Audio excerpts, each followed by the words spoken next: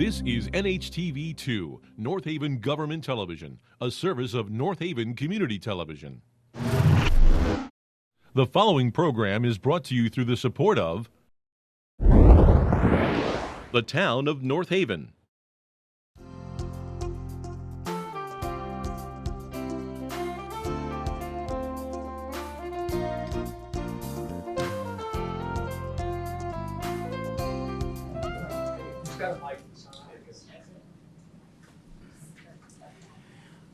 What a great crowd, so thank you for coming tonight. And I want to ask you to give the Clean Energy Task Force a nice round of applause.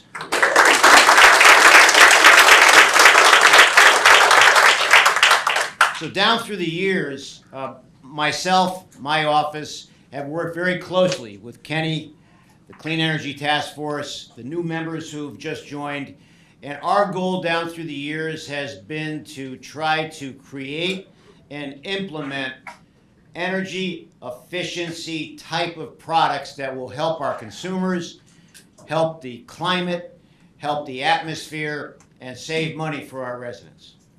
And down through the years, as we look back, starting back about 13 years ago, we did home energy assessments where we went into houses, people signed up. And I remember the first time we did it, I actually had a microphone in each house going through telling the residents watching on North Haven TV what would happen. And that has been a remarkable success. I actually had that done at my own house. And it was really interesting to see where the gaps were, where the leaks were, the drafts, and all that in each and every household that we've done has been tightened up. We were on a mission with solar. And about 10 years ago, I had an initiative to create a solar park at the top of the old North Haven landfill, utilizing an asset that had been long shut down. And back then, our vision was to virtual meter that to the Water Pollution Control Authority, which is the largest energy user in the town of North Haven. The town's largest energy user, the town government. So now we have an 840 kilowatt solar park up there powering about 60 to 65% of that Water Pollution Control Authority.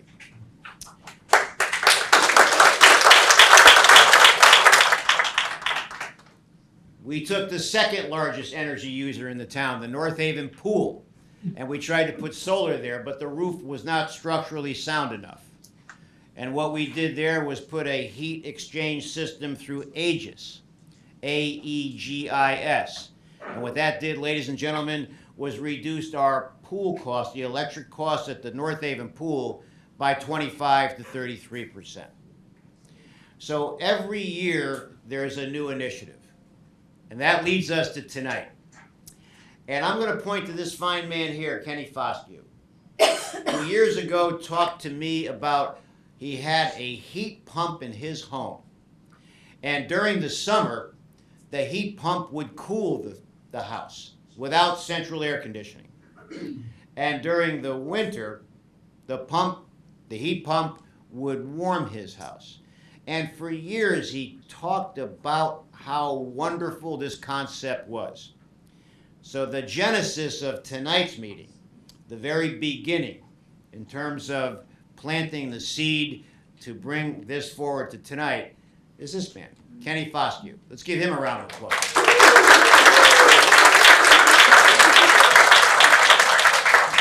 So tonight you're going to see a presentation in terms of what the new models do, how you can save money.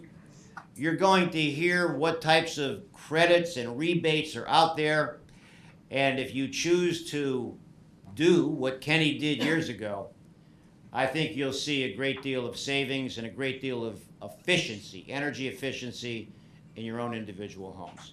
Feel free tonight, ladies and gentlemen, to ask questions. We have the experts here who are going to answer your questions. And at the end, okay, at the end. So forgive me for being a few minutes late. I was at another event with all the other mayors in the region over in Hamden. And coming in from Hamden is not that easy to get to with traffic lights and twists and turns, so I apologize for being a few minutes late. But thank you for waiting, and I hope you enjoyed tonight's presentation. Thank you.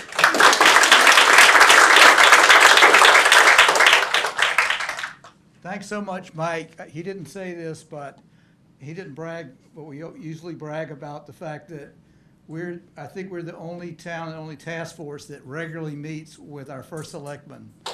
And that's one reason why they some progress. So anyway, I want to say a few things fairly quickly. Just wanted to say a few things about the task force, and thanks, Mike, so much for that great welcome. We've been around since 2007, and as he said, we focus on energy conservation, energy efficiency, and clean energy products and services like solar and heat pumps now. So I like to talk about our goals. We have 4 main goals: save money for the town government, residents, and businesses like tonight. We really want to help economic development by growing the clean energy economy, like the folks outside Air Inc., like the people who do HES. Those are jobs and businesses. So people should think about that too. We want to help residents, business in the town, reduce the use of fossil fuels. I think everybody knows that that's where we're heading. And of course, we've got to save the planet for our children and our grandchildren. And I've been thinking a lot more about that recently, and I'm sure you have. So first of all, I want to introduce, or at least recognize the task force members. Raise your hand. Much back there. So just a few things, our successes. Mike mentioned that we've had 3 HES solar energy assessment campaigns, and you should know that we are a leader. North Haven is a leader in terms of per capita. We have almost 40% of people in North Haven have had at least one energy audit. So everybody kind of knows about what that is, right? So we had a couple of really successful Solarize campaigns. One thing you should take a look at the Courier every month. We have an energy column in that paper, and we had a great climate change forum, which you can see on our website also. So we got 2 speakers tonight: Matt Corona, who's with Energize CT, excuse me, Kathy Fay, and Carmen Ramos Perez with I Heart My Home, and they'll be talking about the services they provide. So, and I should say, we found out recently that at least 335 residents in North Haven have already installed a heat pump, and I probably wasn't the first. Thank you anyway, though. So, okay, so just a couple. And we have 2 of our 3 partner installers. You saw Air Inc. Also, you want to wave your hand back there. Ted from Onofrio, excuse me. So, also, is Elise Rodriguez here? She was going to come. She's from UI and Energize CT. I want to call her out. Very important. This is the last thing I'll say. We're going to really hold all the questions to the end. I know people have lots of questions, but we want to wait until all the 2 speakers have presented, because we'll never get out of here if we get going on that. So, and you will have a chance to talk to them, to talk to the installers tonight, and there'll be information, especially about contacting Matt, right? Yeah, so just want to say that as a follow-up, so if you have questions about your home, which I'm sure you will, we have consultation service through Energize Connecticut. It's totally free. You can get an in-depth analysis. We can talk about more specifically about your home, your goals, your current heating and cooling systems. We can go over the technology, how it might look and work in your home, and point you to our rebates and how to find contractors, stuff like that. So that service is totally free. So if you want to talk more in depth, technically about your home,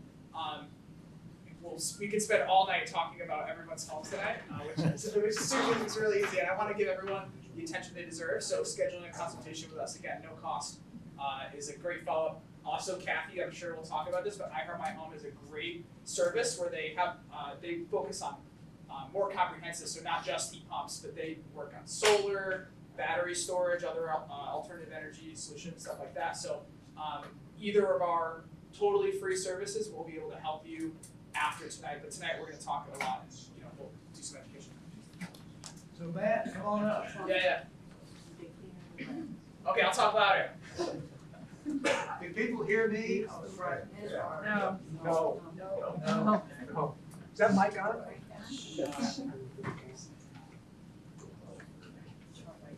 Alright, if I talk like this, can everybody hear me? Yes. Alright, awesome. So, again, my name is Matt. I'm with Energize Connecticut, and I'll tell you what that is in a second. But I just also want to say I'm from Naugatuck, so I grew up not too far away. Just moved back home last summer for this job, so happy to be back here helping folks think about their homes, think about their heating systems. Yeah. So tonight we'll talk about heat pumps. I'll go over a little bit about Energize Connecticut.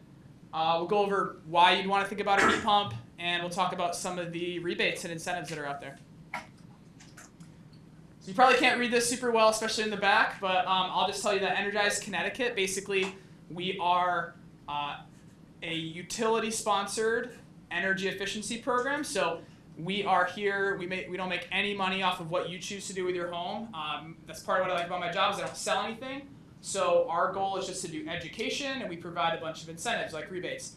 Everyone who's here who's a Eversource or United Illuminating customer pays into there's a small charge in everyone's delivery fee. It's relatively small compared to the rest of it. And that goes into the energy efficiency fund, which funds all these programs, the rebates, the educational service, all our support we offer for you guys. So you're already paying for it, so you might as well take advantage of some of this stuff. And we'll talk more about what we offer in a second. But just want to be clear, we're here to help people make smart energy choices, and we're not selling anything. So, all right. So now we'll talk about heat pumps. So what is a heat pump? Basically, at the most basic level, it's an all-electric heating and cooling system. So by definition, they do heating and cooling. All heat pumps do. They are a lot like an air conditioner. They're doing the same thing. They're using refrigerant to move heat from one place to another, just like an air conditioner moves heat out of your home. A heat pump can do that. It can cool your home in the summer, but it can also move heat into your home in the winter. A lot of heat pumps are just like AC. So we'll go over different types of heat pumps now. First up, we've got ground source heat pumps. The same thing as geothermal, exact same thing. Ground source heat pump is the same thing as geothermal. So what that system is doing is it's moving heat from the ground into your home. So, again, moving heat, the name ground source implies where that heat is being transferred from. So it's a stable temperature underground all year round. It's about 50 degrees Fahrenheit. So even when it's really cold out, ground source heat pumps are very, very efficient because they can draw on that stable temperature of the earth all year round. So ground source heat pumps are very efficient. We'll talk about types of ground loops now. So there's two types of ground loops. Got, depending on the amount of land you have, the accessibility to that land, the type of soil, you might have different types of ground loops. So vertical wells are drilled several hundred feet into the ground by a drill rig. Horizontal loop fields make sense when you have more land that's not super rocky, because you can use it's a less expensive install. You only really need a backhoe to set that up. So there's different factors that go into deciding what type of ground loop you might look at if you did ground source, but there's different options for different plots of land. So air source heat pumps, on the other hand, are the other type of heat pump. They are using the heat from the air outside to heat your home. So there are heat pumps that are designed for all different climates. The refrigerant can absorb heat at very cold temperatures. So there are units now that work down to negative 30 degrees. And here in our climate, you can definitely size and design a heat pump to do all of your heating if you want. There are some people that go with dual fuel, and we'll talk more about that in a little bit. So heat pumps can be either the primary heat source for a home and do all of the heating, or they can also just be supplementary heat depending on what your goals are, the life cycle of your existing equipment. which is something we can get into on a consultation, but they're heat pumps for all different purposes. Here in Connecticut, we look at the unit's performance at 5 degrees. You want to size and design a system, if you're doing all your heating, to cover 99% of the heating hours of the year. So here in Connecticut, we look at 5 degrees as the performance, and doesn't mean they don't work under those temperatures. It's just that heat pumps have to work harder when it gets colder to heat your home, so they use a little bit more energy. And we can do like an analysis and a conversation to determine if it will help you save you money. We've also got a calculator on our website where you can plug in your current fuel usage, and it'll give you an estimate of how your bills might change.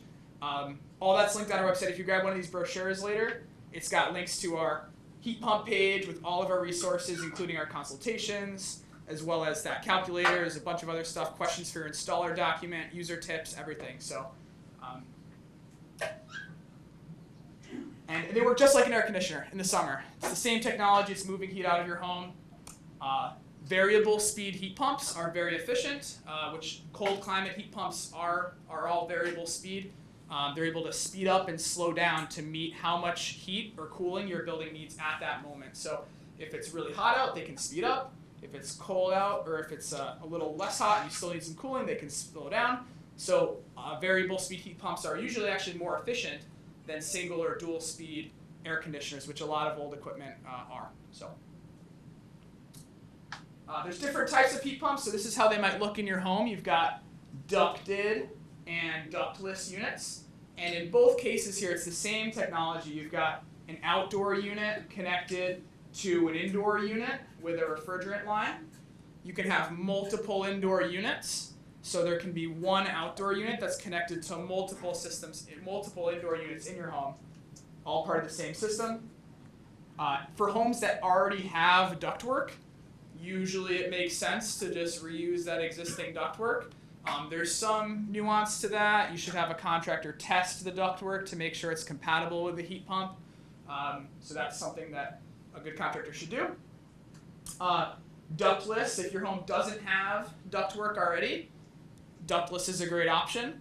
So you can install several of these units strategically around the home to heat and cool the whole space adequately. A contractor will size the units appropriately for each zone and figure out where they need to go and how to write all the lines. So all the design work is done by the contractor. Don't worry too much. My goal here is to show you what's possible with the system so you can ask good questions, not for you to worry about designing your own system. There's a few different options for those ductless units. So the most common are definitely these wall-hung units, and I think that's the one on the cart that you guys may have seen on the way in. So those are wall-hung. They come in all different sizes. All these do. Floor-mounted units are, a little bit newer, and they're gaining popularity. They look a little less conspicuous, I could say. Ceiling cassettes as well are really great because they can hide the body of the unit, in an unfinished attic, or a lot of them fit between 16-inch floor joists, so you can even do them on a first floor or in like a drop ceiling as well. Actually, what I'll say here also is that these units can work anywhere in a home, but they work particularly well in more open spaces where one unit can heat and cool a pretty large room all on its own, or a set of rooms, so like kitchen, living room, dining room areas. If the unit is sized and placed in the right way, it can do a pretty large space all on its own. So these can work anywhere in a home, but especially well in larger areas, more open where there's airflow. For homes, again, that have ductwork, centrally ducted units are a great solution. So it's pretty easy in that case. You just swap out what you have for a heat pump version of that. So for ductwork, it's pretty simple. Compact ducted systems are really nice for homes that don't have existing ductwork already, where I mentioned the ductless units are great for more open spaces.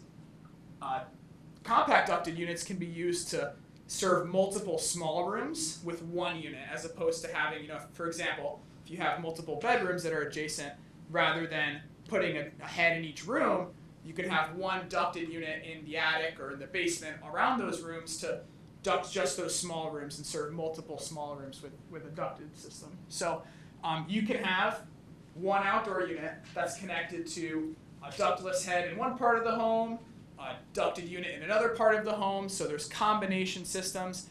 There's a lot of versatility with these units, so you can design a system for basically any home. And you might get different recommendations from different contractors as well. based on the equipment they offer or just what they think is going to be the most efficient.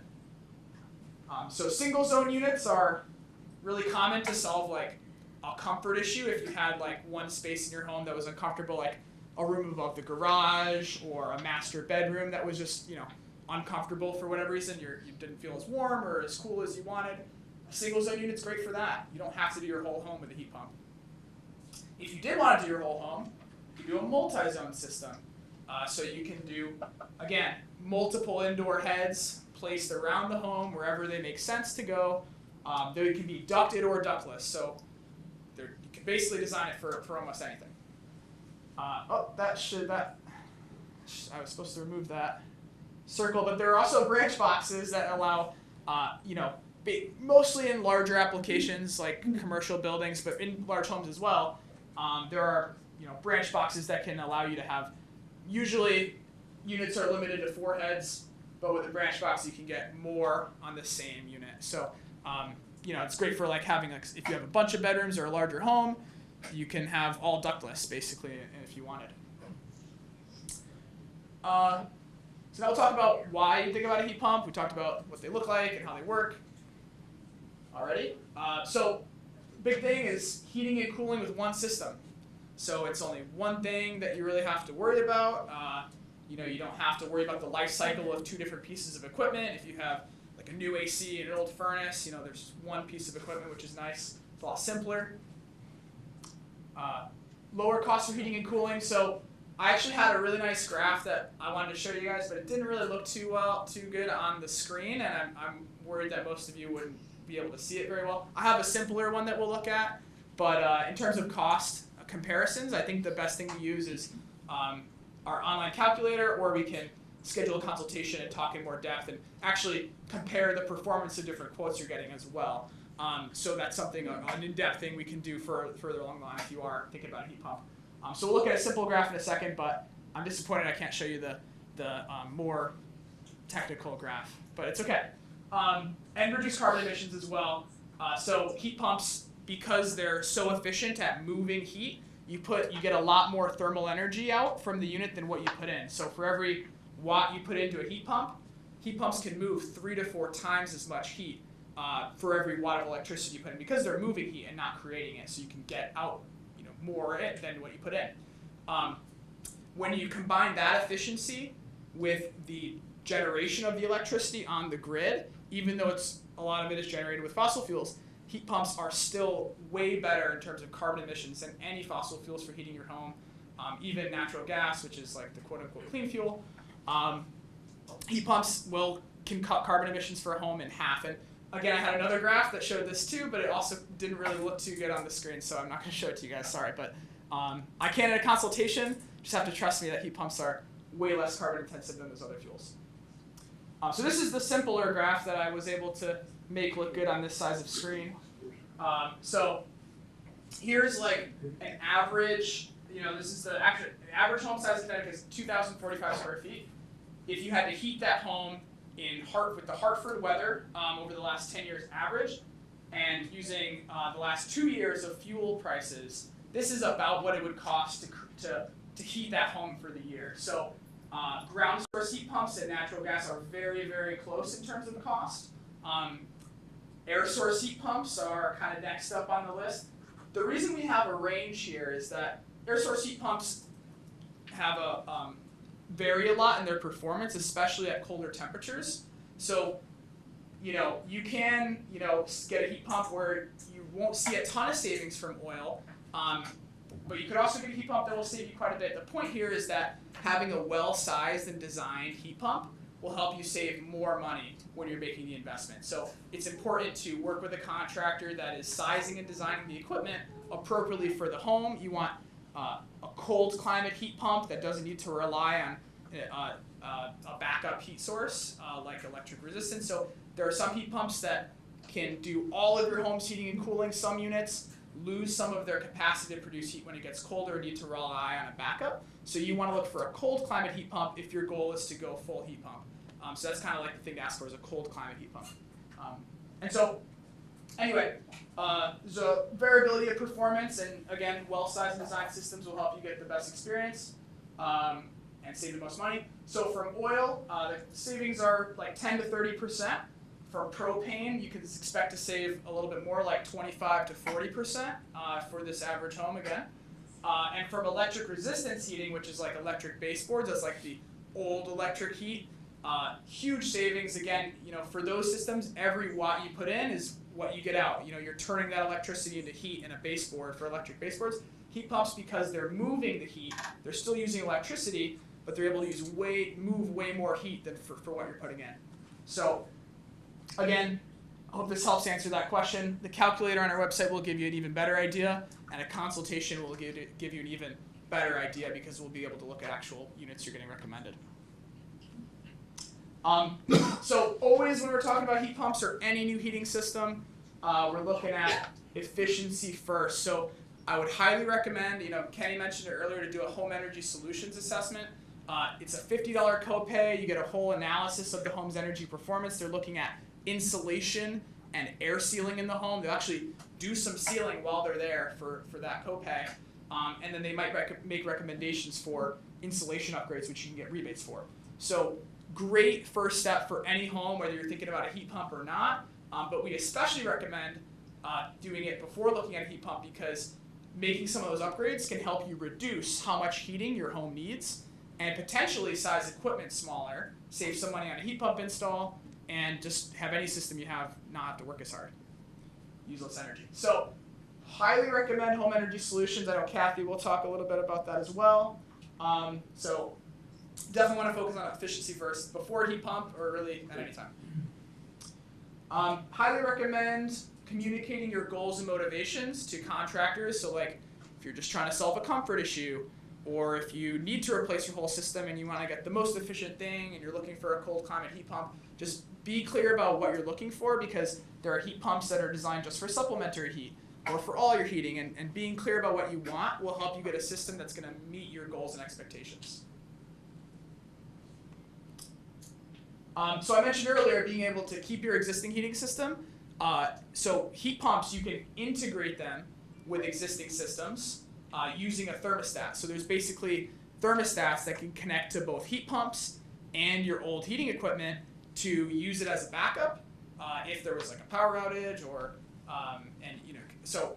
with a heat pump, they use a lot of electricity. You can power a oil furnace or a gas furnace with a portable generator. Heat pumps need more electricity, so it depends how many power outages you get. Where I rarely ever get power outages, but so I wouldn't worry about it. But having keeping your old system as a backup is sometimes a good idea, depending on your frequency of power outages.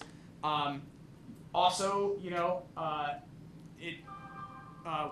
there's no reason, if you have a relatively new system and your goal is to add cooling, you can add the heat pump onto the existing system, keep what you have, and use both. So the integrated control will basically switch over from the heat pump to the other fuel at a certain temperature you set. So as it gets colder, heat pumps have to work harder and they use more electricity. So usually there is a cost-effective switchover point for oil. With other fuels, heat pumps are basically always cheaper. So propane or electric resistance, you kind of want to use the heat pump as much as you can. If you're heating with oil, usually a good switchover temperature is around 20 degrees. So you can set that up to use the heat pump above 20 degrees, and when it gets really cold, switch to oil. But heat pumps definitely work under those cold temperatures. It's just minimizing your costs by doing that. So you save a little bit of money by using oil at the coldest times of the year. But it's very few hours we actually get at those cold temperatures. It's like less than 10%. So a couple of reasons to keep your existing equipment. If there's no, if there's nothing wrong with it, why not? But you don't have to. You can go full heat pump if you want. So there's really options. This is a takeaway. So a little bit on design. So zoning. When we're looking at ductless units, each zone is its own. Each head is its own zone. So you can really get customized temperatures in different parts of the home if you wanted with ductless. It's a great advantage to that system. And basically your contractor wants to think about the sizing of those heads as well. So how much space are they serving? So good to keep your home in mind as we're looking at these. So we'll look at an example here where this is a 1,500 square foot floor plan. And we've got kind of an open kitchen, living room, dining room space on this end. Can you guys see this okay in the back, or is it okay? And on this end of the home, this is maybe fine to solve a comfort issue. Say it was like really uncomfortable in the living room, it was cold in the winter and everyone hated it, whatever. You can install a ductless head on that side of the home, and that head can really help in that side of the space to increase comfort and reduce your reliance on oil or propane or whatever the other fuel is. But this one unit here in this home probably won't be able to heat and cool this whole space, especially down the hallway where you've got these bedrooms. On the other hand here, you could put a ductless head in every room. That might be fine for this space over here on the left, but sometimes putting a ductless head in every bedroom or in every room can oversize the system for those individual rooms. So, they have all different sizes, the ductless units, but putting them in, sometimes oversizing it for a small bedroom reduces to lower system performance. So oversizing equipment is in general not a good idea. The system won't run as well because basically it'll cycle on and off more when the systems work the best and most efficiently when they can just run at a low speed. But sometimes their minimum speeds are still more heat or cooling than the room needs. So if they are providing more than the room needs at that moment, they need to turn on and off, because if they just kept running, they would do too much. So cycling is going to reduce performance, and oversizing equipment is going to reduce performance. So right sizing, again, is the takeaway here. Sizing and designing the equipment will lead to a higher performing unit, saving more money. Properly sized system. So this is a good solution for homes that have unfinished attic or basement space. You can do ductless in this more open space over here. So you have a ductless head here, and this is a compact ducted unit in the attic or in the basement in this space that can serve these multiple small bedrooms with one unit. And you don't have to have the wall units, you don't have to have the ductless in those rooms.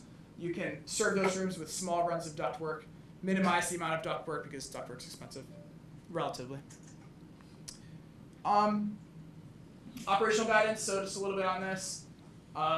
Settings for heat pumps, heat pumps work best when they can just run at a low, at the speed they need to maintain the temperature in a space. So different than a conventional heating system, a heat pump or like your gas furnace or a boiler will turn on and blast hot air through the ductwork, and then when it's delivered a bunch of hot air, it turns off, and then another 30 minutes later it'll turn back on. Heat pumps want to just run at a constant speed and just keep delivering that 70-degree air, or whatever you set it at. So you set the temperature, just going to keep running at a low speed to keep putting out that same temperature air, rather than turning on and off and blowing higher. So heat pump kind of sounds like a blast of hot air, but it's really not. They're providing more ambient heat. So it might not feel as hot coming out, but the temperature will feel more consistent and stable throughout the day. So they'll just speed up and slow down just to deliver what you need.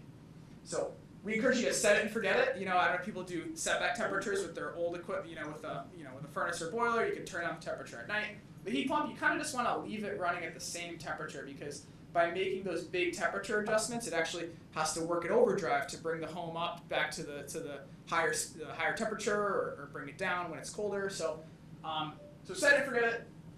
Setting it for comfort as well. Heat pumps read the thermostat a little bit differently than a furnace or a boiler does. So if you used to keep it at 70 your whole life and that's the way you liked it, heat pump doesn't feel as comfortable as you want at 70. You want to just turn it up to 72, and just if that's what's comfortable, just leave it there.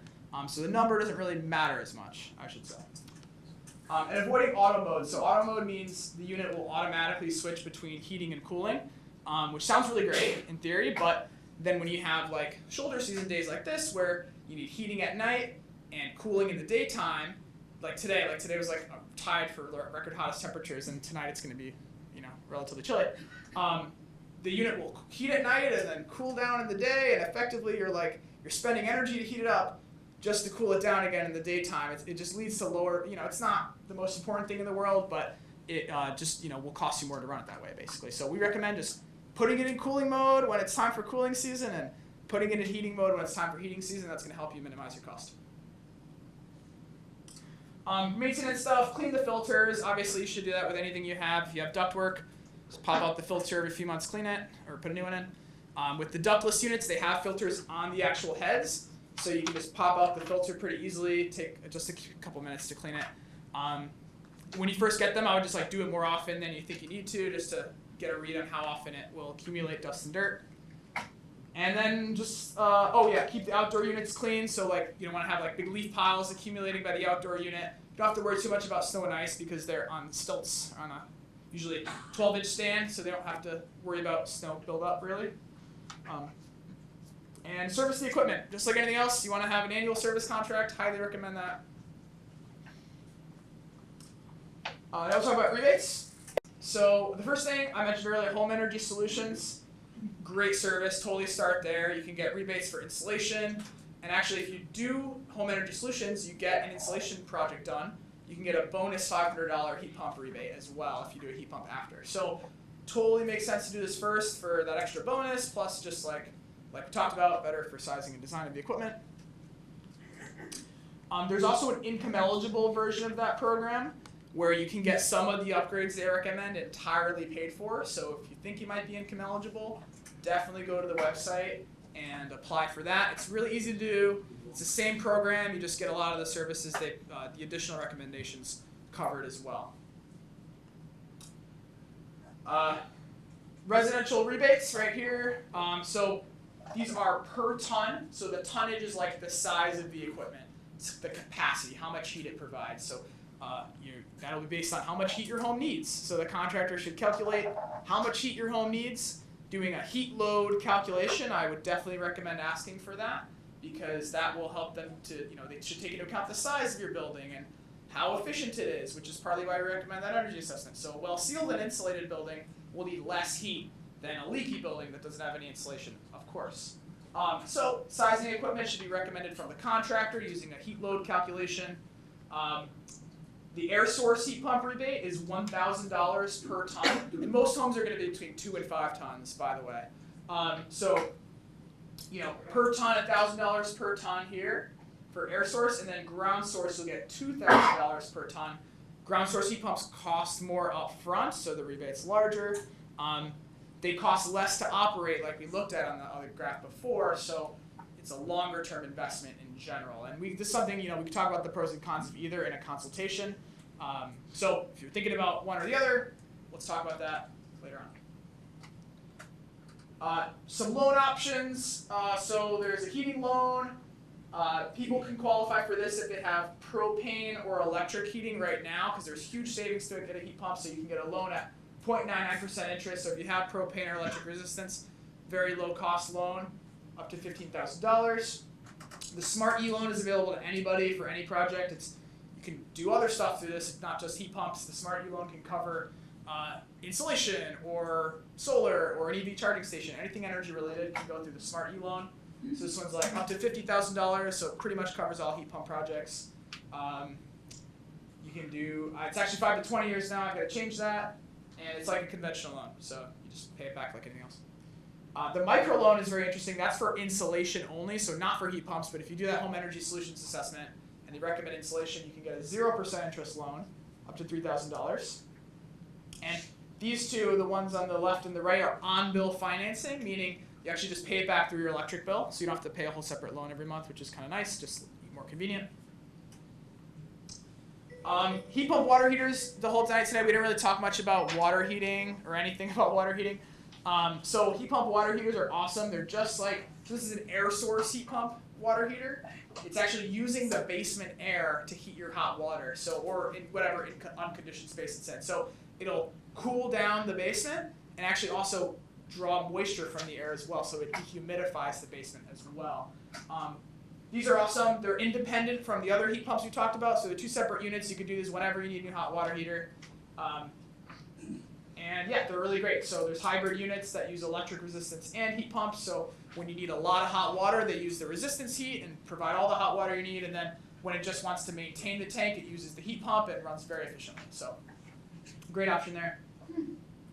And lastly, I'll just mention our heat pump consultations again. So if you grab one of these documents, one of these brochures, it's energizect.com/heat pump, and all our stuff is on there, including the consultation. Another thing I'll just mention is we have a qualified contractor list that can use all those rebates. I I know that these guys here are both on that, so they can use all of our rebates. So you definitely want to make sure you chat with someone on the list. There's other ways, I totally recommend cross-referencing this with reviews online, and manufacturers have lists of contractors as well. So this is, we make sure that these guys are insured, licensed, and trained. But there's other ways I would totally recommend comparing that with like reviews and stuff, because we don't have any reviews or anything on our website. We just make sure that they're legitimate businesses, which are important things. But totally recommend, doing other research as well. And I think we'll pause on questions because Kathy is going to give her presentation about I Heart My Home. So save what you're thinking. Thank you for listening to me.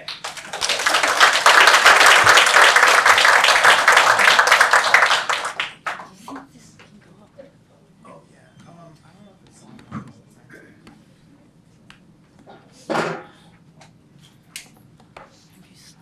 Yeah, maybe it's.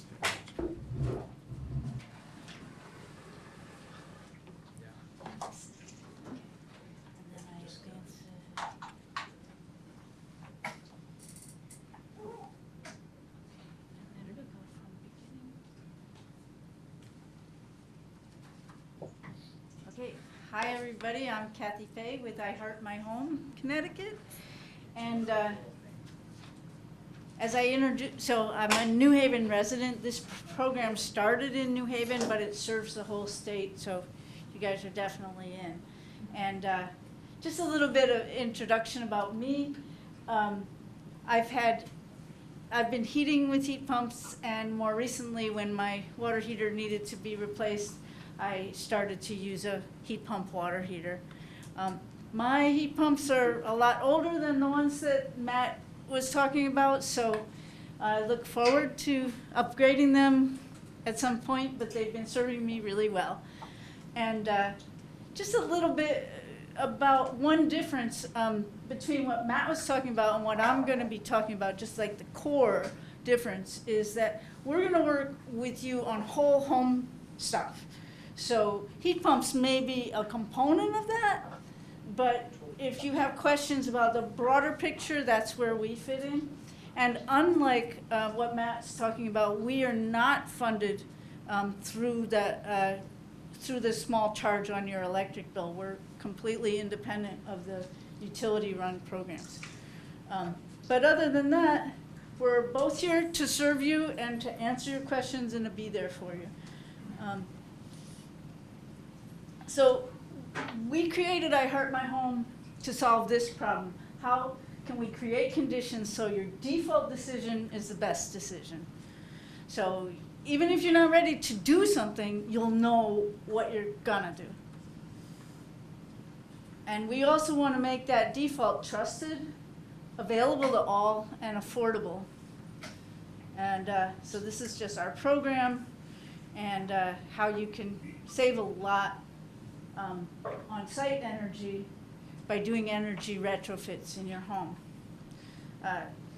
Contact information, that's me, Kathy, and Mike Yule is my partner that was a co-founder, but we also have Carmen Ramos here in the room, and she's one of our, she's our like main point of contact, and she's bilingual, so I'm not sure if there's Spanish speakers in the room, but if there are, Carmen can still work with you. So we're a one-stop shop for home energy improvements, and we'll help you make measurable savings on energy bills and carbon emissions while improving comfort and indoor air quality. And so anybody that works with us is going to receive the support and data that you need to make informed decisions, access financial resources, and complete your home energy goals.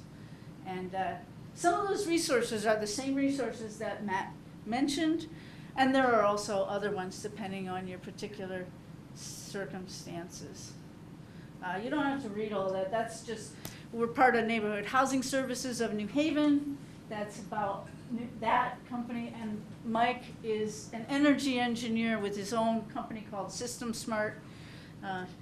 It's small print, and I'm going as fast as I can because we want to leave plenty of time for all your accumulated questions. So we're available to anybody in a 1 to 4 unit home. You could be a homeowner, a renter, a landlord, and it doesn't matter your income level. We'll work with all of you. So what does it mean to work with us? What is that experience like? And so it's an iterative process. So the first thing when you register, you're going to get, like to register, it's just a little survey that says who you are, how to reach you, asks a couple of questions about what systems you know you have in the house and what your priorities are. It takes less than 5 minutes to complete. And at the end of it, it'll offer you some appointment times so you can talk to a person. And that person is here in the room, that's Carmen. So that's where you start. That's your counselor or your coach. And then she will talk to you and really hear what it is that you're trying to do and help you figure out what is the first step for you. In many, many cases, that first step is to do the home energy solutions audit that Matt already talked about. But there may be a different first step for you. So that initial consultation will help clarify that. And then, so identifying the trusted services, they may be different depending on what stage of the what you're going to be doing next. And again, we'll connect you with financial assistance and support as needed. Coach you through the project, so if people are dropping their appointments or something, and you want to know what's happened, Carmen might be able to help you sort it out. If it's something really complex, you might need Mike, our energy engineer, to help you sort it out. Missed appointments, I think Carmen can mostly handle. But once the project, whatever your project is, once it's completed, you start saving. But then you get to start another one. And we'll work with you for as many different rounds as it takes to achieve your goals for your home. So you don't have to read all that small print, but basically the idea is we're trying to keep things, it's a complex system out there.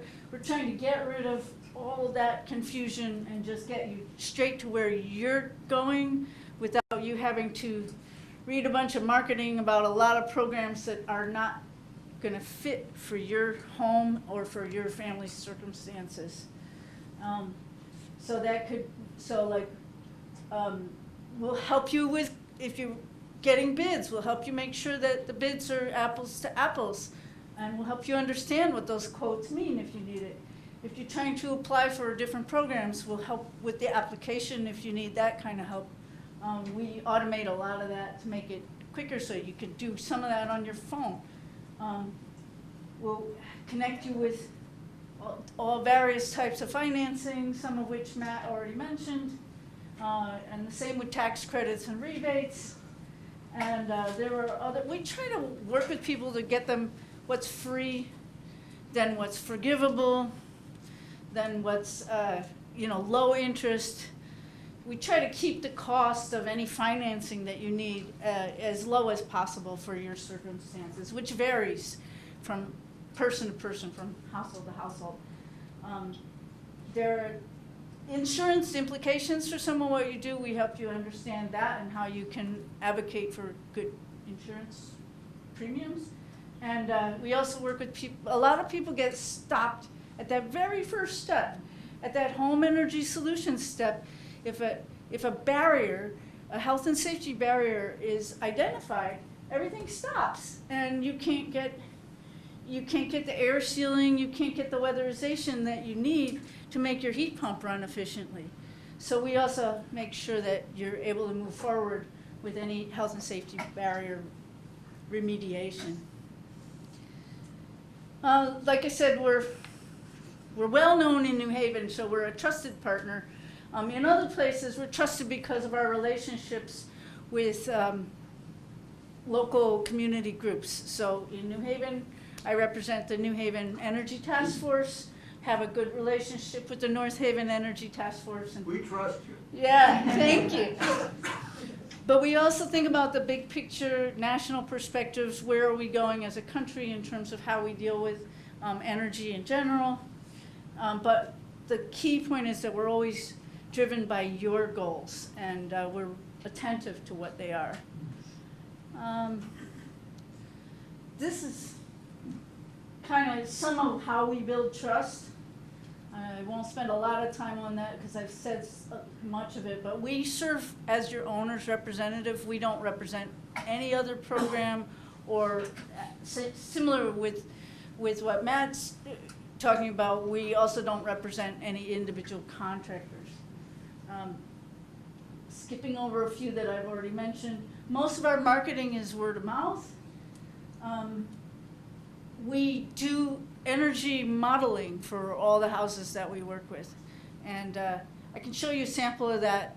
I don't want to spend too much time on that because I know you have questions, but I can I'll flash those slides by so you can see what we share with people. And we'll help you analyze financially the upgrades that you're trying to do. That's part of that analysis, so that you'll know what things cost and what you'll be saving in terms of dollars. We'll help you choose contractors. If you're getting multiple bids, we help you look at those, as I mentioned. And yeah, this is what we do. We've been working, we're working with more than 700 participants so far. We're relatively new on the scene, and over 1,000 units at this point. Okay, that was a long one. Let's see, that's the older version of the same one. So I'm going to show you these really quickly. These are just examples. This is, okay. Okay, so this is one person's project that had lots of different phases, lots of different times around that circle. And I'm not going to go through all the individual things that we did with her, but we've been working with her for a while, so she's moved pretty far. Showing you that example to show how we work with the modeling. I'm not going to explain this, but one of the ways we model it is we show over time, as the different projects are done, what's going to be saved, and the different colors are hot water, heating, cooling, lights. So what's going to save in those different areas. And then same time, we show the utility costs for those same improvements. So in this series of improvements, you can see that for this person, their oil costs, the purple, went away at some point. Their electric costs went up because now they're heating with heat pumps. But when they add solar, which is this black bar, the cost, and that black bar is in various graphs, that black bar shows that when the solar came on, how much of that electric cost was actually covered by the solar. And then we do the same for carbon emissions. And that's another example. So again, that's our process, and there's a flyer in similar colors, so if you want to reach us, feel free. Okay, we're ready for questions.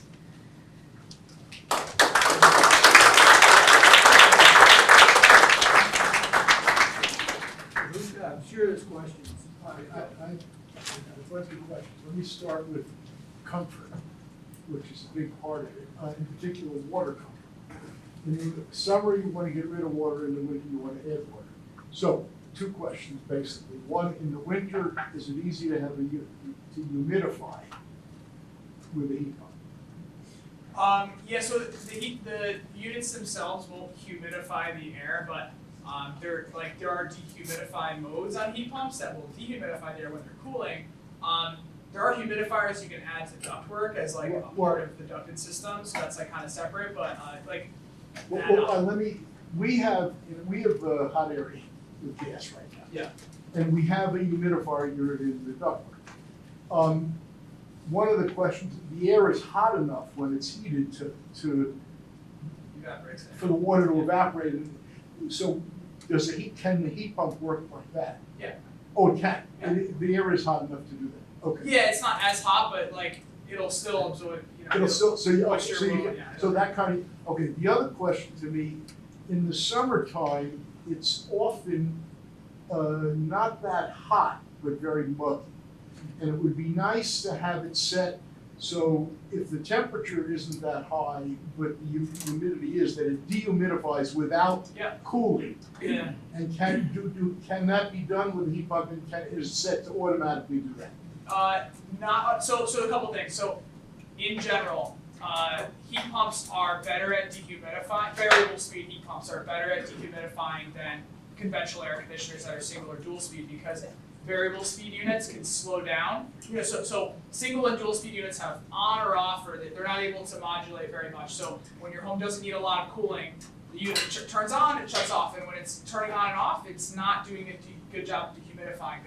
The variable speed heat pump, when you don't need a lot of cooling, can slow down and continue to blowing more air over the coil, which is going to extract more moisture from the air. So the more the unit's able to run, the more it's going to dehumidify. And variable speed heat pumps run for a lot longer than single or dual speed.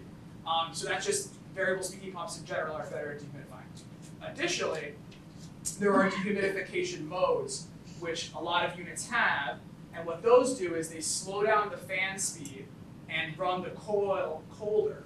So when the coil is colder and there's more time that the air is passing over that coil, it's going to extract more moisture. So maybe I didn't have to give the whole technical explanation. But basically, they have dehumidification modes, and in general, they're going to be better at dehumidifying, which helps you feel cooler.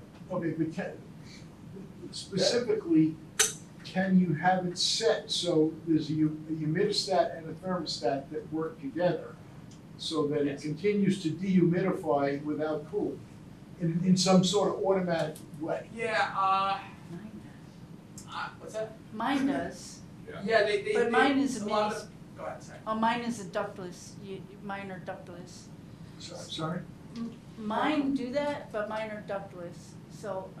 Oh, Yeah, the short answer is yes. so the simple answer is yes. Yes, correct. Okay. We put a graph up there that showed the cost of heating with the heat exchanger versus natural gas, Yeah. and it was marginally less with the heat exchanger. But you didn't show the cooling end of that aspect. Yeah, good question. With that heat exchanger, is that the total annual cost of running that heat exchanger, or just for heat? So that was all on the heating side, the graph we took a look at. Basically, heat pumps are very similar to air conditioners, doing the exact same thing. So variable speed heat pumps are going to be more efficient at cooling, again, because they can use less energy when they don't have to, and they don't have to cycle as much. So in general, they're going to be a little bit better for cooling. They're comparable, though, when you look at the SEER rating, S-E-E-R, so it's like the seasonal energy efficiency rating. It's kind of like miles per gallon for cooling. So when you're looking at, it's like one of the consumer ratings you should see whenever you're looking at heating or cooling a heat pump or air conditioning. So air conditioners have them, heat pumps have those ratings. You can kind of compare them that way. Doesn't tell you about, the heating side is HSPF. That's like the consumer rating for that. So when you're looking at systems, you should have two very obvious numbers: SEER, that's the cooling performance, and HSPF, which is the heating performance. And both of those numbers don't In higher. general, a central air conditioning system versus a central heat exchanging system, which is more efficient? They're both basically exactly the same.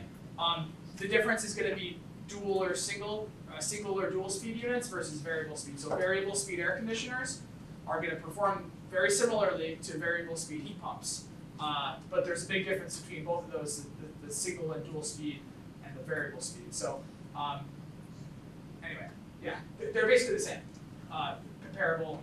In cost of operating. For cooling, correct, yeah. Question back here? Yeah, how does your home become a good candidate for this, this technology? So I think the best time to do it is when you need to replace existing equipment already, so having a plan in place for if and when equipment does kick the can is important, because you don't want to be rushed into a decision where you need to do it tomorrow or next week, and you just have to go with the next, the best, first option you get. So having a plan in place is good.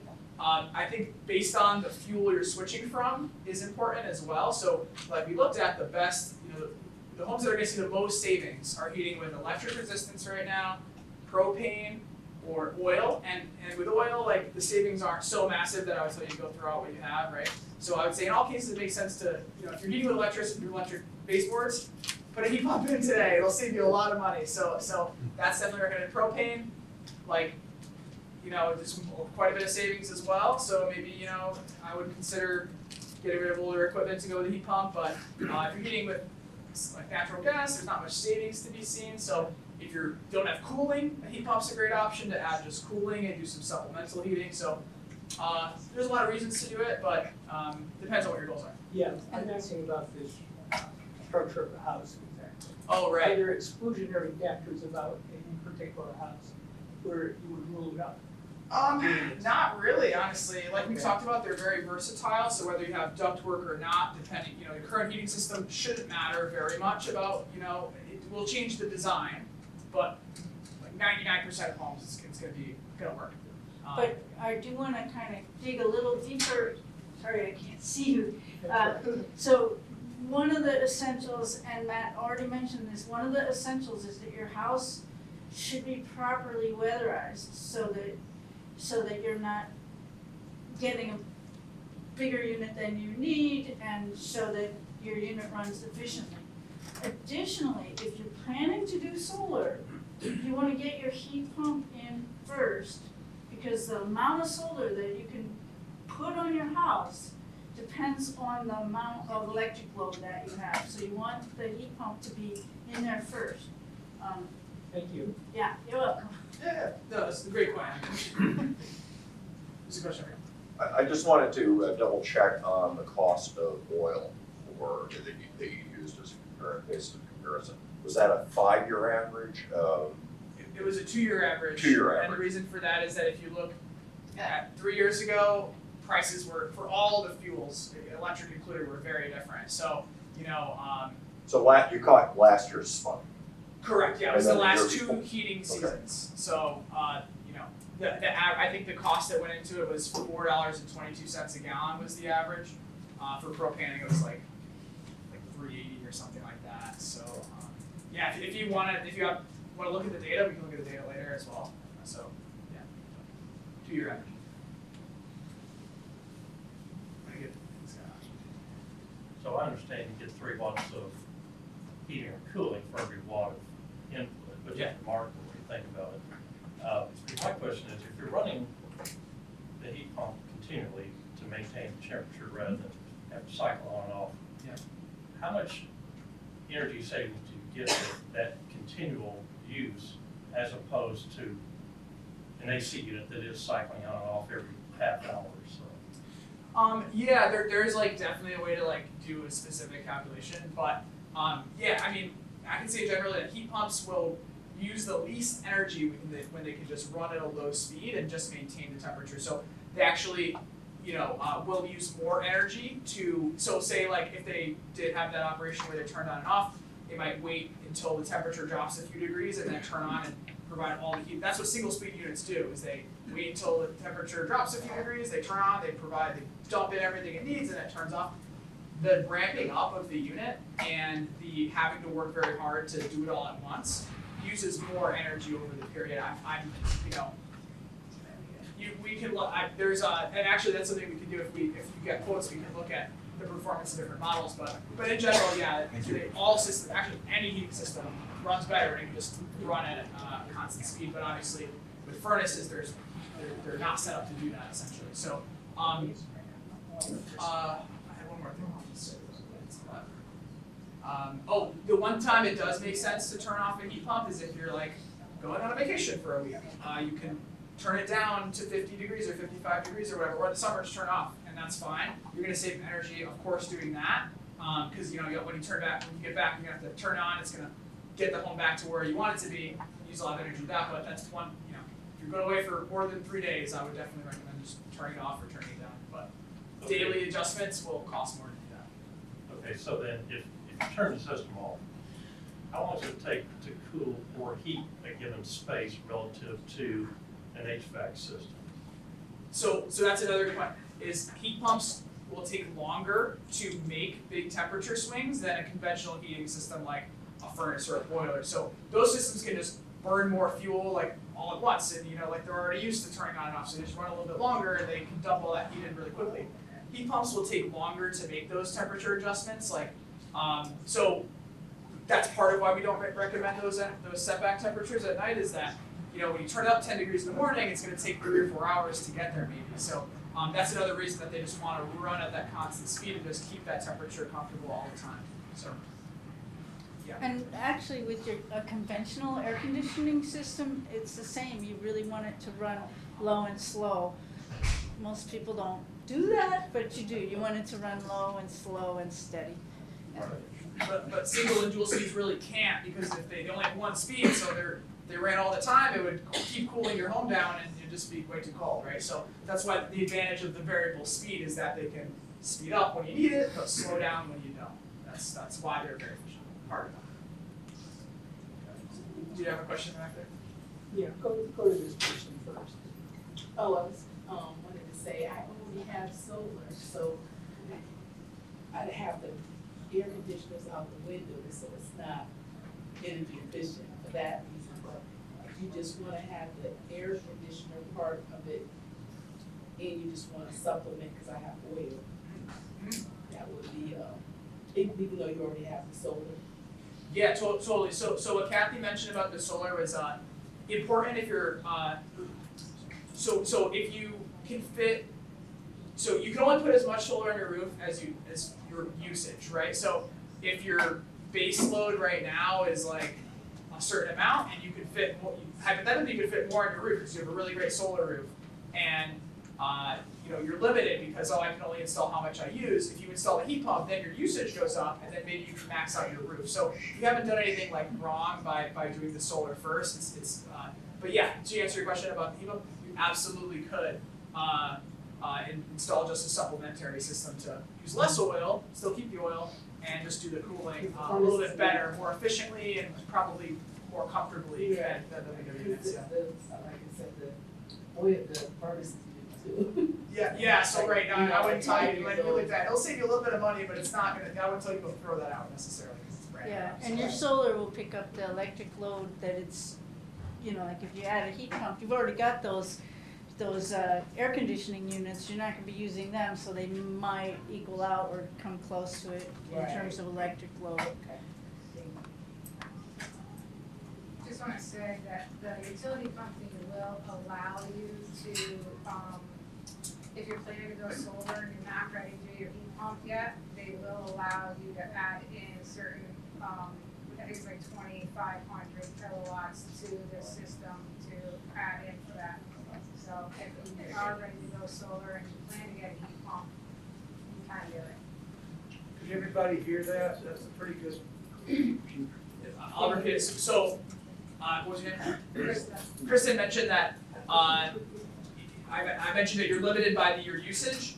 You're allowed to add a little bit onto your base usage if you're planning to do an EV charger or a heat pump in the future. So if you're want to look at solar now, but you're like, yeah, I'm probably going to do the heat pump next year, but you don't have it quite yet. You don't have to do them in that exact order because you have the simulation where you can say you're going to do it. And for an electric vehicle too. Yeah, exactly. Just a comfort issue. Whatever's running in the back, is that an air conditioner? Is that the sound of a heat pump? Is my comment. Well, yeah. So I mean, air conditioners are doing the same thing. So effectively, I mean, they're both. But I don't know. Does this building have heat pumps? Probably not. Probably not. No, I think Is that the chiller on the roof. is this the normal sound of a heat pump? It sounds just like what you, No. just like air conditioning. Quiet. So if I may, right, so my wife and I have a heat pump system in our house. We have 2 heads and a unit outside, 1 unit. And we have one in our bedroom, but we didn't want it on the outside wall. So the guy had to get creative and put a little pump to pump the water all the way up and all the way to the other side of my house. And that thing made like a little noise, and it would wake me up in the middle of the night because the air conditioning or the heat pump unit, right, is running, and this thing was louder than the air. So it is very quiet. And not only that, but the unit that's outside your house, you don't hear at all. And I have a round R2D2 looking thing on the outside of my house for central air, and when that thing turns on for the first floor, you hear a bang and a brrr, and it's like, all right, everybody, let's go away from this. But that thing, you could stand and have a full-on conversation and nobody hears it. It's so quiet. So, For what square footage, if I ask, all right, for your house? that the house is 2,300 square foot. So what we did was we have a house that was built in the 60s, which is probably a lot of people around here, right? And the central air that was part of the house didn't cool the second floor. So we got 2 units, one on either side, point at each other. Just happened to be that one is in my bedroom, so. But it's so quiet, and you know, you say that the energy efficiency of a central air system versus the energy efficiency of a heat pump air conditioning unit are similar. I don't know. I mean, maybe, but this thing is far better on my electric bill than that machine banging, turning on, full blast, runs for half an hour, shuts off, you know, the lights dim. You were talking about, so I'm like, seriously, you were talking about, you know, generator, loss of power, whatnot. Yeah. And my house has lost power a few times from the tornado and whatever. And I can tell you that these units, I can run with my little portable generator because they don't kick on hard, right? So I don't know a lot about electricity. I'm a sales guy, I like comfort, right? Give me the stuff that people really want to hear about. Save money and make me feel comfortable, right? And this thing does those 2 things. But when we had no power and I ran my little generator on the back of my patio, I had a couple of lights, a refrigerator, the freezer in the basement for everybody in the neighborhood to bring their stuff over they didn't want to lose, and my air conditioning. and the thing didn't even know it, because it comes on nice and slow. It's low and slow, you said, right? And there's no major kick-on draw that kills it. So sorry, I didn't mean to steal. No, not at all. No, that's Awesome. good. Well, I got mine, my heat pump, 4 years ago when I retired. I'm getting old, it's getting hotter, and I'm around the house more, and I got mostly for that, I do get the backup. But I mean, and then in my bedroom, I have a traditional one. I ran that, the one in my bedroom, like a lot in the summer. My bill went to the roof. And normally, when I'm running the heat pumps in the summer, maybe my bill goes up $30, $40 and very most. So, very efficient. I'm glad you, and if you have something, please say it. No, I'm really glad because it's awesome to hear people have heat pumps. I just want to mention the cost difference between air conditioning and heat pump. I was talking about like single or dual speed air conditioners. Those are like the old ones. You're going to save a lot switching to a variable speed heat pump for sure. No doubt about that. Yeah. Like brand new variable speed air conditioner versus a brand new variable speed heat pump are going to be similar, right? But if you're replacing your old air conditioner from 20 years ago, you'll definitely save money on that and the operational cost. So I just wanted to make that distinction. And then, yeah, on the backup, that's really great. So you might be able to power it for cooling. On the heating side, though, in the dead of winter, they use more electricity for cooling. So not that you just want to be clear about that from a technical standpoint, that it might not be able to power by portable generator in winter. I'm Jason, I'm part of this group here, right? But before I became part of this group, I put solar on my house. Before I did solar, I did the HSE, whatever that is, right? Where they came in and they tightened up all the little spots in my house. And the guy came through with the Energize CT thing and he said, hey, listen, if you got rid of your air conditioner, you would recoup your money in 30 years. Keep it until it dies, right? But this dehumidifier you have in the basement, that thing is from the 70s. Get rid of it, you know? But they said the best return on our investment was insulation, right? And we put insulation, like you said, right? Insulate your house first, right? Then we put the solar panels up. Then we did the heat pump. And then we put a pool in. but you get where I'm going, right? I mean, like, you got to do many things. And there's so many different programs that Energize CT has and UI has where you could get a smart thermostat that helps control those temperature ranges for almost free. I have 2 of them. I paid like $20. They're $100 and $200. I don't know. They're Nest. They're amazing, and I can control them from my phone. When I'm on vacation, oh crap, I forgot to change the temperature, you know, and I can set it to eco, and it just makes the house barely comfortable, but whatever. What I'm getting at is there are so many different things that you can do to save energy in your house.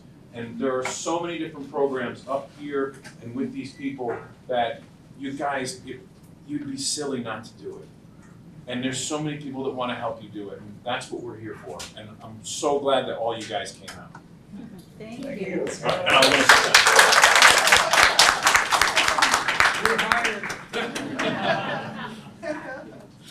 Other questions? Yeah. Okay. Yeah, I'm a little confused about the ductless system. The refrigerant seems to be the key component of the whole business, whole technology. It's doing the work, yeah. Okay. The ductless system has heads in different places in your house, correct? Do each of them have refrigerant in there? Yeah, so the question was on refrigerant and how that's set up with the system. So the outdoor unit is doing all of the heat exchange outside. Right. There are separate refrigerant lines that go from that outdoor unit to all of the indoor units, and they can be ducted or ductless like we talked about. But yeah, that's being cycled in and out, basically. But you're saying that the refrigerant is pumped from the outdoor unit Correct. into these ductless units? Correct. How is that done? The copper tubes, and they got pumps that pump it. And so it, becomes goes from liquid to gas outside, it absorbs a bunch of heat, and then that gas travels inside and becomes a liquid again and delivers all that heat, and the reverse I happens. understand that. I wondered what happens to happen to your house to get the ductless system to work. They just have refrigerant lines that go from the indoor to the indoor, outdoor to the indoor, and it's basically a bundle of things. It's copper tubing with the refrigerant inside, and then there's an electrical setup as well. All the electric from the indoor comes from the outdoor units, and there's a condensate line. So when it's cooling, it'll be absorb that moisture from the air, like we talked about dehumidifying. So all that condensation gets routed outside, and that's what you. What was your name one more time? Jason. Jason mentioned he had that loud pump that he set up. But So going to the third floor in a house wouldn't be a big problem with the copper tubing. no, not at all. No, they have like minimum and maximum lengths as well for all the different equipment, but yeah, unless it's like a really long, if it were like that long, they would just split the system up into 2 different outdoor units anyway. Oh, So I guess. for larger homes, you might do 2 separate systems for that reason. If you have a really sprawling home or if it's a really big home. Thank you. Couple of efficiency questions. One, or not efficiency, maintenance questions. How expensive it is to maintain them, and what's the life of these units? Life expectancy is about 15 to 20 years, 18 years, some of them 22, so there are a lot of different equipments rated differently. But similar to, existing heating and cooling equipment. The maintenance, Jason, I'm sure could speak to this even more than I can, but I totally recommend like an annual service contract. What they should do is just clean the coils and make sure that there's no refrigerant leakages is basically what they're doing. So Jason it's wants to something share like his a couple experience. $100 a year, and that covers all repairs. So it's gonna vary based on who you get to do it, the contract that you sign, and it's just like who you buy your heating oil from, right? If you do that. Right. It's all gonna be variable. What kind of machine you have, what brand you have, all that fun stuff. The service is $150 a year for somebody to come in and clean the coils. And if you really wanna be frugal, you can pay your neighbor who's an HVAC guy, But that doesn't include, cases of beer. if you need repairs. But the inside thing that you can do to make the unit run actually really efficient, right, is to clean there's these filters that are inside the unit in your house. You need to clean those, and you probably need to clean them more often than I do, but I do it quarterly. I think the recommendation is monthly, but you can clean them quarterly. I take them down, I hose them off in the shower, I hang them up like people hang up their pantyhose, and at the end of the day, they're dry and I put them back. You must have a dirty And I- house, only clean. I wanna just 6 add, months. I wanna add to that I've had mine now for about 14, 15 years. And to connect that to your noise question, I know this from experience, you wanna keep those filters clean so that so you're not wearing out the internal fan, not the pump, but the fan. Cause it's the fan that can get noisy. My fan has had to work more than it ought to have for many years, more than it should have. So my fan's a little noisy, but that's cause I didn't keep my filters clean. I've made all the mistakes for you. You mentioned something about rebates for both heat pump styles. Is that just for 2023? Do we know if it's gone on to the subsequent years? Or? Yeah, great question. So, yeah, and the rebates are through the end of the year. There will almost certainly be heat pump rebates for both types of equipment next year. I do not know if they will change or how they will change. There's no guarantees. So that's like what they tell me to say. I don't really know about next year yet. I almost certainly can. If I was a betting man, I'd say that there's going to be rebates next year. I don't know how if they will change or how much.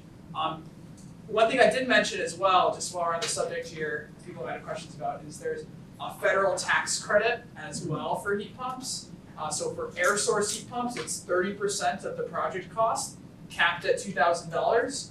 So most projects you're going to hit the cap, especially if you're doing it alone. So it's basically a $2,000 tax credit. Definitely recommend talking to accountants when you do that, just to make sure that it applies to you, because everyone's taxable income is different. Kenny has a question. I'm going to pause you for 1 second. And then separately, there is income-based incentives. There are income-based incentives coming out next year from the federal government. So people may have seen like headlines like, $8,000 to install a heat pump or whatever. Those are based on income. Most households actually do qualify, so it's not like really low income limits. And that is not available yet. All the states right now are like applying for the money, and we know how much it's supposed to be and the income limits, so we can look at the income limits together in a consultation if you want.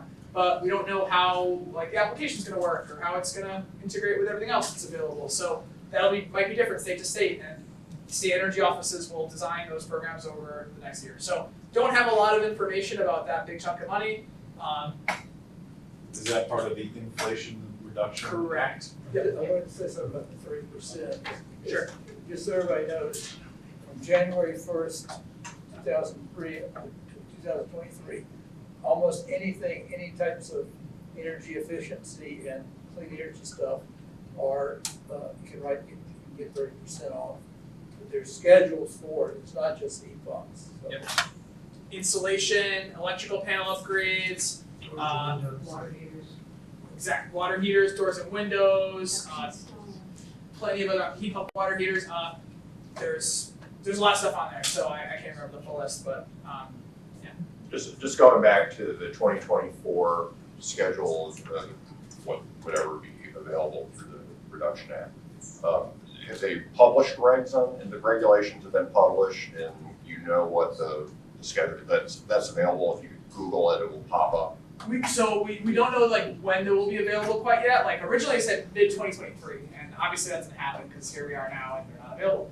So now they're saying mid-2024. Really, it's so what we know from the legislation, what was written into law, is that it's the amount of money it is and the income limits. There's some other stuff there, like little details here and there about the efficiency of the equipment and yada yada. But the important things are we know how much money it is and we know the income limits. So we can look at, in a consultation, one-on-one, we can look at the income limits and you can say, oh, I'm eligible. Maybe I would consider waiting until this is available to learn more. Or you say, I'm not eligible, so I don't have to wait at all. I can think about a heat pump today.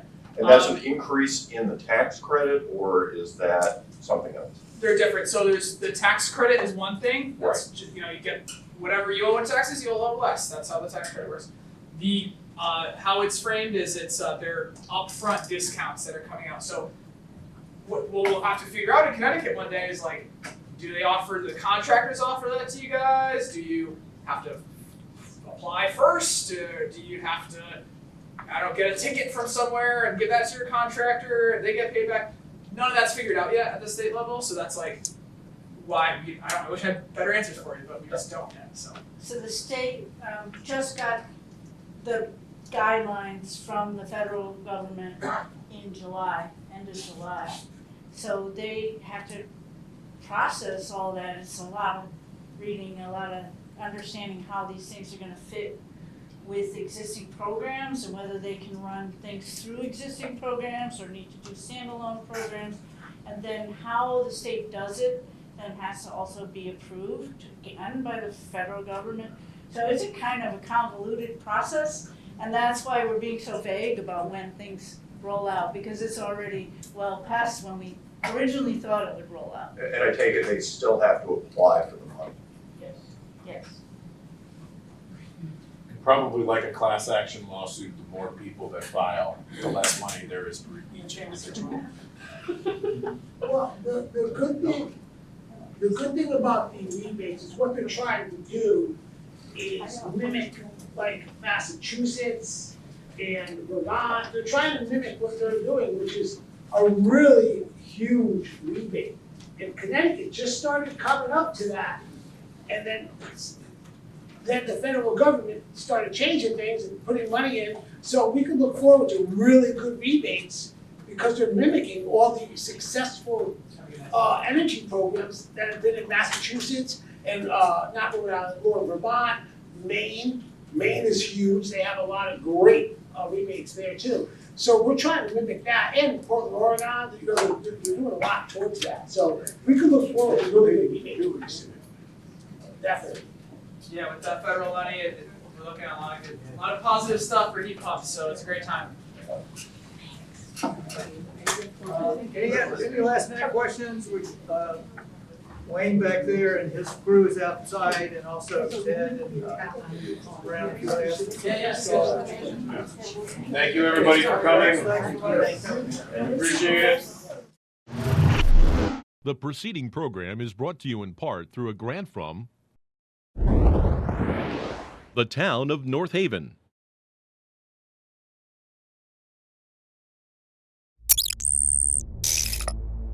Watch town meetings or other videos on demand at nhtv.com.